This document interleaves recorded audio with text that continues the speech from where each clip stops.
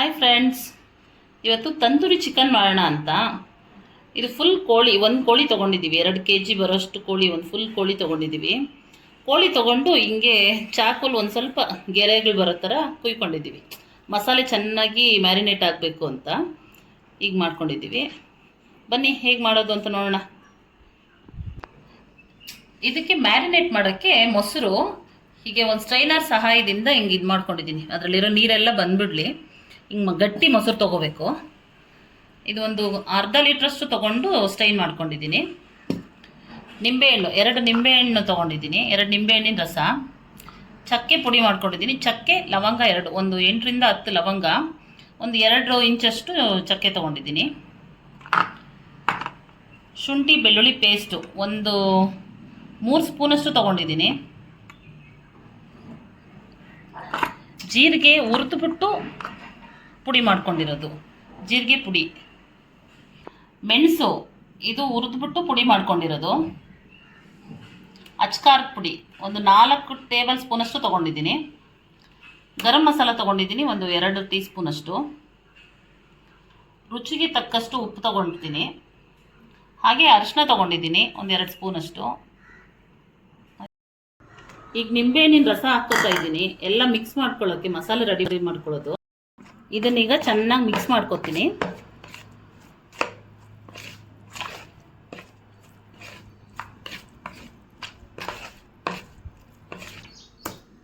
ನಿಂಬೆಹಣ್ಣಿನ ರಸ, ಅಚ್ಕಾರದ ಪುಡಿ, ಅರಿಶಿನ, ಉಪ್ಪು ಇಷ್ಟು ಹಾಕಿ ಮಿಕ್ಸ್ ಮಾಡ್ಕೊತೀವಿ. ಫಸ್ಟ್ ಮಸಾಲೆ ರೆಡಿ ಮಾಡ್ಕೊಳ್ಳೋಕ್ಕೆ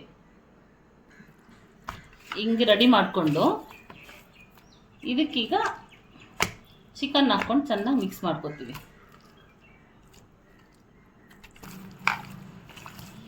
ಈಗ ಚೆನ್ನಾಗಿ ಒಂದು ಮಿಕ್ಸ್ ಮಾಡ್ಕೊತಾ ಇದ್ದೀನಿ.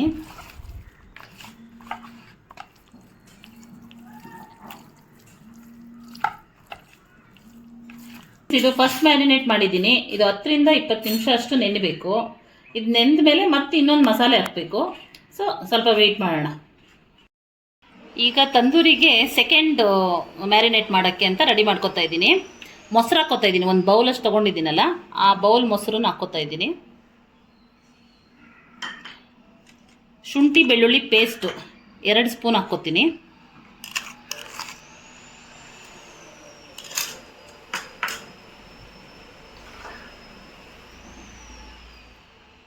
ಅರಿಶಿನ 3/4 ಟೀ ಸ್ಪೂನಷ್ಟು ಹಾಕ್ಕೋತೀನಿ.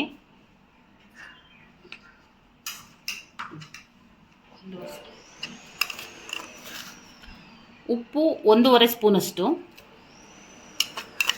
ಆಗ್ಲೇನೂ ಸ್ವಲ್ಪ ಹಾಕಿದ್ದೀವಿ ಉಪ್ಪು, ಸ್ವಲ್ಪ ನೋಡ್ಕೊಂಡು ಹಾಕ್ಕೊಳ್ಳೋಣ.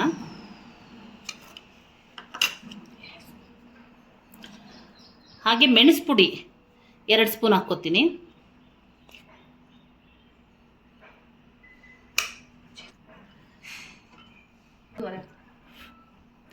ಜೀರಿಗೆ ಪುಡಿ 1.5 ಸ್ಪೂನಷ್ಟು ಹಾಕ್ಕೋತೀನಿ. ಅಚ್ಕಾರದ ಪುಡಿ 3 ಸ್ಪೂನಷ್ಟು ಹಾಕ್ಕೋತೀನಿ. Red chilli powder, Kashmiri chilli ಇದ್ದರೆ ಕಲರ್ಫುಲ್ಲಾಗಿ ಬರುತ್ತೆ, ಚೆನ್ನಾಗಿರುತ್ತೆ.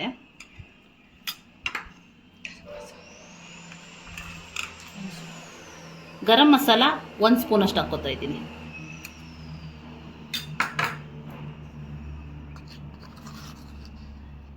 ಚಕ್ಕೆ ಲವಂಗ ಪುಡಿ ಮಾಡಿಟ್ಕೊಂಡಿದ್ನಲ್ಲ, ಅದನ್ನು ಒಂದು 3/4 ಸ್ಪೂನಷ್ಟು ಹಾಕ್ಕೋತಾ ಇದ್ದೀನಿ. ಈಗ ಚಿಕನ್ ಹಾಕ್ಕೋತೀನಿ. ಎಲ್ಲ ಚೆನ್ನಾಗಿ ಮಿಕ್ಸ್ ಆಗಿದೆ.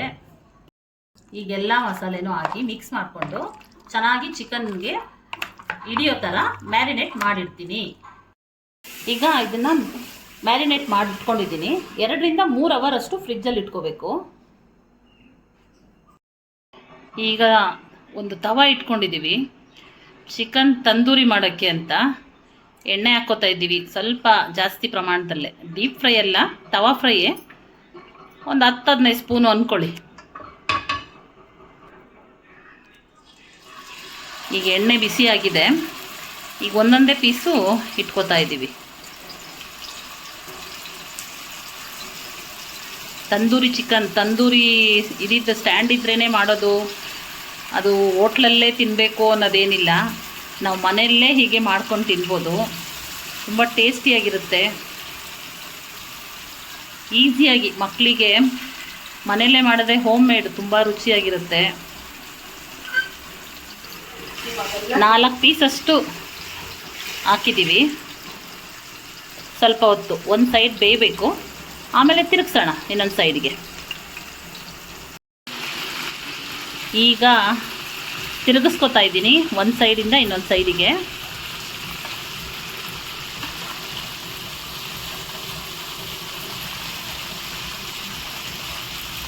ಆಹಾ, ನೋಡ್ತಾ ಇದ್ದರೆ ಬಾಯಲ್ಲಿ ನೀರೂರುತ್ತೆ. ತಂದೂರಿ ಯಾರಿಗೆಲ್ಲ ಇಷ್ಟ ಇಲ್ಲ ಹೇಳಿ? ತಂದೂರಿ ಎಲ್ಲರಿಗೂ ಇಷ್ಟ ಆಗುತ್ತೆ. ಸ್ವಲ್ಪ ಹೊತ್ತು ಮುಚ್ಚಿ ಬೇಯಿಸೋಣ ಇನ್ನೊಂದು ಸೈಡಲ್ಲಿ. ಸೂಪರಾಗಿ ಬೆಂದಿದೆ. ಈಗ ತೆಗೆದು ಸರ್ವಿಂಗ್ ಮಾಡ್ಕೊಳ್ಳೋಣ.